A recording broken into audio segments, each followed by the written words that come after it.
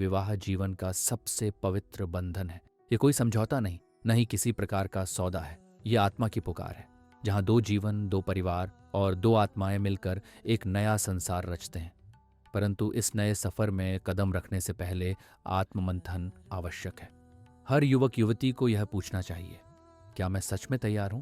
क्योंकि विवाह केवल साथ घूमने, मुस्कुराने या सुंदर तस्वीरों का नाम नहीं है।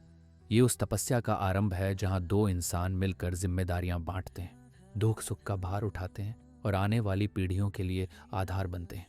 अपने मन से पूछो, क्या मेरे भीतर धर्म, मूल्य और सद्गुण की समझ है, या मैं केवल दिखावे में बंधा हूं?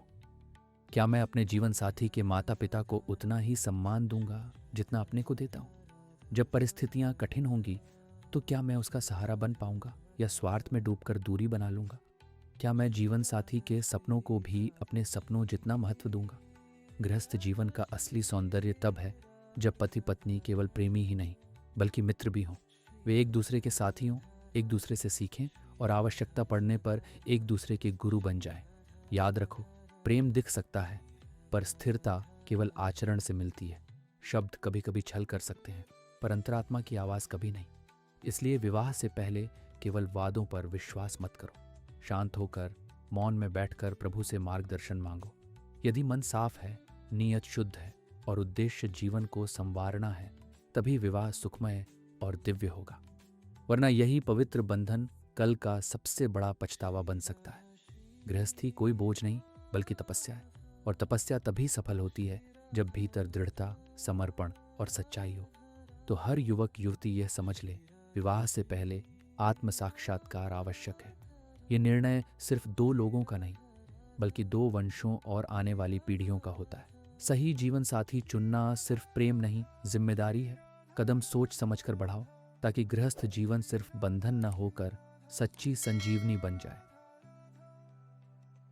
क्या मैं अपने जीवन साथी के माता पिता को उतना ही सम्मान दूंगा जितना अपने को देता हूं? जब परिस्थितियां कठिन होंगी तो क्या मैं उसका सहारा बन पाऊंगा, या स्वार्थ में डूबकर दूरी बना लूंगा? क्या मैं जीवन साथी के सपनों को भी अपने सपनों जितना महत्व दूंगा? गृहस्थ जीवन का असली सौंदर्य तब है जब पति पत्नी केवल प्रेमी ही नहीं बल्कि मित्र भी हों। वे एक दूसरे के साथी हों, एक दूसरे से सीखें और आवश्यकता पड़ने पर एक दूसरे के गुरु बन जाएं।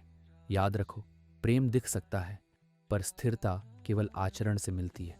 शब्द कभी कभी छल कर सकते हैं पर अंतरात्मा की आवाज कभी नहीं।